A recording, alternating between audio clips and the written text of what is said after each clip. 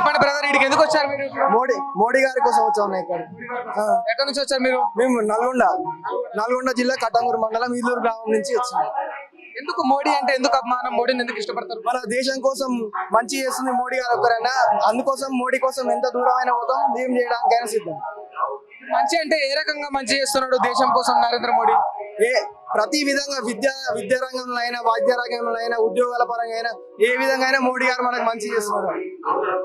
కానీ మోడీ అంటే కేవలము మత రాజకీయాలు చేస్తాడు, హిందుత్వంతోనే పాలిటిక్స్ చేస్తాడు. నిజంగా సమాజానికి మోడీ ఏం చేయడం అనేది ఒకటి ఉంది. దాని మీద ఎవరైతే పడని వాళ్ళు ఉంటారు, మోడీపై కక్ష కట్టుకొని ఉన్న వాళ్ళు ఇలాంటి మాటలు మాట్లాడతారు.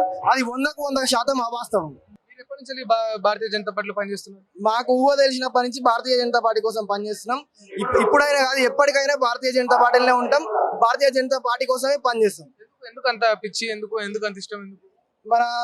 మన ఇప్పుడు ఉన్న ప్రస్తుత పార్టీలలో మన నిజాయితీగా నీతితో పనిచేస్తున్న పార్టీ కేవలం భారతీయ జనతా పార్టీ. కాబట్టి భారతీయ జనతా పార్టీ కోసమే పనిచేస్తాం. భారతీయ జనతా పార్టీలోనే ఉంటాం. మిగతా పార్టీలు నిజాయితీగా నీతితో చేస్తలేవంటవా అన్న? మిగతా పార్టీలు నిజాయితీగా లేవా? మిగతా పార్టీలు నిజాయితీగా లేవు.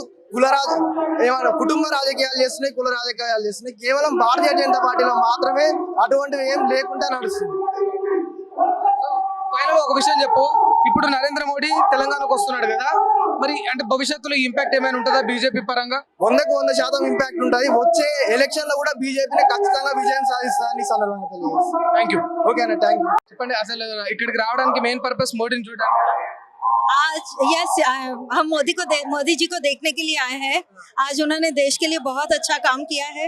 तो नए नए प्रोजेक्ट्स और नए नए योजनाओं के साथ में वो आते हैं और आज हम सबके आइडियल हैं।